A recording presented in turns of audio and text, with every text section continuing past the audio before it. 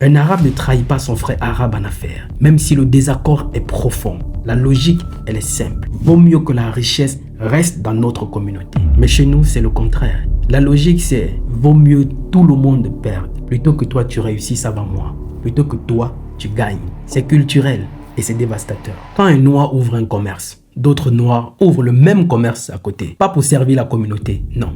Pour le concurrencer. Tu écris un livre, ils l'achètent. Pas pour te soutenir, mais pour corriger les fautes. Tu ouvres ton restaurant, ils viennent filmer l'insalubrité. Pas pour t'encourager, mais pour te détruire. L'Africain, il a les cartes de fidélité de tous les commerces de toutes les autres communautés, sauf la sienne.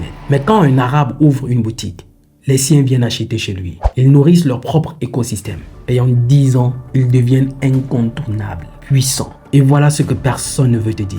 Ils vendent du manioc, du piment, du plantain, du poisson fumé, des patates, des produits typiquement africains aux Africains, mais sans les Africains. La honte est silencieuse de notre génération. Pour une simple signature d'un document administratif, ton frère africain te demande « je gagne quoi dedans ?» Et s'il n'obtient rien, il met ton dossier de côté et il signe gratuitement celui de l'expatrié. Voilà où on en est. Voilà la réalité.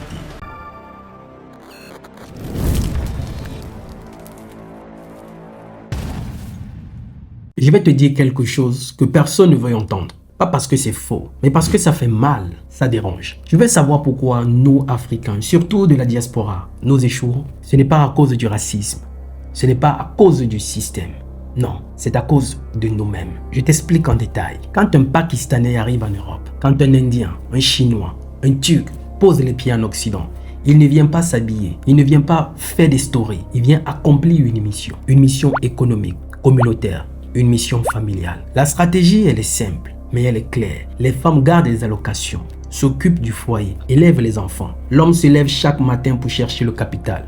Peu importe le froid, peu importe la fatigue, peu importe la barrière de la langue. Dès qu'ils atteignent un premier petit bénéfice, ils ne s'achètent pas les baskets. Ils épargnent collectivement. Ils créent une tontine de clans fermée, exclusive et bien structurée. C'est leur banque de guerre. En 2 ans, une épicerie. En 4 ans, un supermarché. En 6 ans, ils rachètent des immeubles. En 10 ans, ils sont propriétaires des locaux que les Africains louent.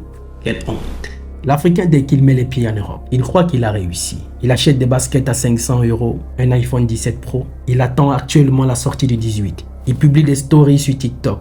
Il veut montrer qu'il vit, Pendant que le Pakistanais, l'Indien, construit des entreprises, nous on construit des égaux. Pendant qu'ils achètent des immeubles, nous on achète des vêtements. Pendant qu'ils s'alignent, nous on se divise, on se détruit, on se déchire. Notre problème, ce n'est pas le racisme, c'est le manque de notre maturité collective. On veut des droits sans des devoirs. On veut des résultats sans le sacrifice. Et quand on échoue, on accuse le système. Mais la vérité, le système n'aime personne. Il récompense ceux qui s'organisent. Regarde un peu autour de toi. Un arabe ne trahit pas son frère arabe en affaires, même si le désaccord est profond. La logique, elle est simple. Vaut mieux que la richesse reste dans notre communauté. Mais chez nous, c'est le contraire. La logique, c'est vaut mieux tout le monde perde, plutôt que toi tu réussisses avant moi, plutôt que toi tu gagnes. C'est culturel et c'est dévastateur. Quand un noir ouvre un commerce, d'autres noirs ouvrent le même commerce à côté. Pas pour servir la communauté, non.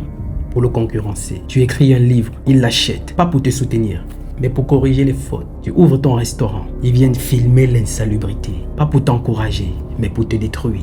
L'Africain, il a les cartes de fidélité de tous les commerces de toutes les autres communautés, sauf la sienne. Mais quand un arabe ouvre une boutique, les siens viennent acheter chez lui. Ils nourrissent leur propre écosystème. Et en 10 ans, ils deviennent incontournables, puissants. Les femmes turques, pakistanaises, syriennes comprennent réellement la stratégie du foyer. Elles savent que leur mari, c'est la colonne du projet collectif. Elles ne sabotent pas. Pas orgueil, non. Mais chez nous, c'est la désorganisation totale. Les femmes veulent l'indépendance. Les hommes veulent la liberté. Et le résultat, les couples explosent. Les foyers implosent. Les enfants grandissent seuls, sans repère. Et dans un monde où tout se gagne par des alliances, nous sommes quasiment les seuls à entrer dans la bataille seuls. Les statistiques sont claires. Le taux de divorce le plus élevé parmi les diasporas, c'est nous. Le taux de collaboration le plus faible entre entrepreneurs, c'est nous. Le taux de capitalisation communautaire le plus bas, c'est encore nous. Et pendant ce temps, les Arabes ne font pas de bruit. Les Pakistanais ne s'exhibent pas.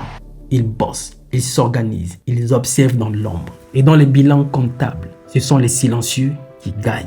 Et voilà ce que personne ne veut te dire. Ils vendent du manioc, du piment, du plantain, du poisson fumé, des patates, des produits typiquement africains aux Africains. Mais sans les Africains, la honte est silencieuse de notre génération. Nous parlons, nous débattons, nous faisons des lives Facebook, des débats TikTok, des conseils sans expérience, des apparences sans substance, vides. Mais dans les bilans comptables, ce sont ceux qui se taisent et travaillent qui gagnent.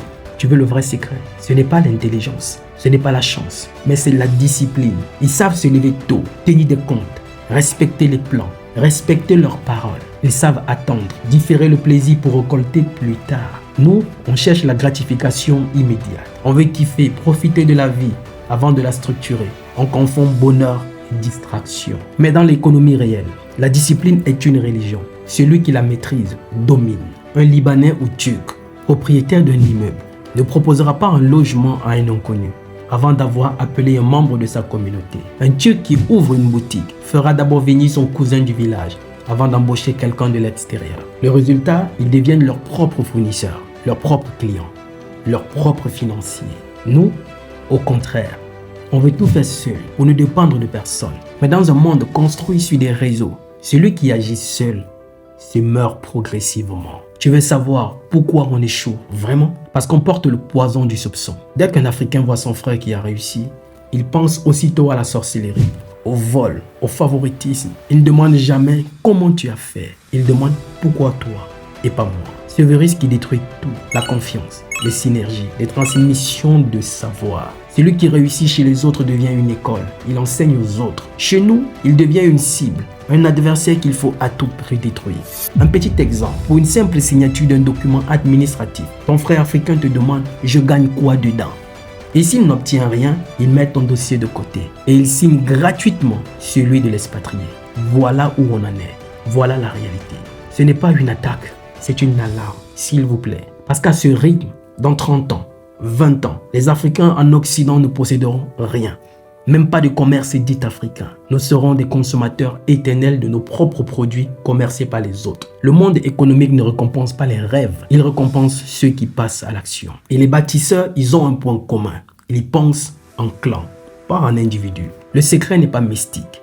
Ce n'est pas le racisme, c'est la stratégie communautaire. Mais tant que l'Africain ne comprendra pas que la richesse est un produit collectif, tant qu'il préférera le paraître à la puissance, tant qu'il se battra contre son frère au lieu de se battre contre le système, tant qu'il n'aura pas compris qu'il a une vie à construire et non des gens à impressionner, il restera pauvre, même avec des diplômes en poche. Pendant que nous dormons, d'autres plantent. Pendant que nous prions pour le succès, d'autres ils le fabriquent tous les jours. En silence, sans bruit. L'Africain n'a pas besoin d'intelligence. Il est brillant. Il n'a plus besoin de jeunesse. Il est fort. Ce dont l'Africain a besoin aujourd'hui et maintenant d'urgence, c'est un changement de mentalité. Devenir africain autrement. Passer de spectateur à architecte. Construire une communauté forte, solide, organisée et solidaire. La question n'est plus pourquoi nous échouons. La question est qu'est-ce que toi tu fais aujourd'hui pour changer ça? Si cette vidéo t'a parlé, partage-la, pas pour moi, pour celui dans ton entourage qui en a besoin. Like, commente, abonne-toi et dis-moi en commentaire, tu es spectateur ou architecte. Je suis Roland Campbell, ton frère. Il n'est jamais trop tard pour recommencer. Le rêve n'a pas de date d'expiration. À bientôt.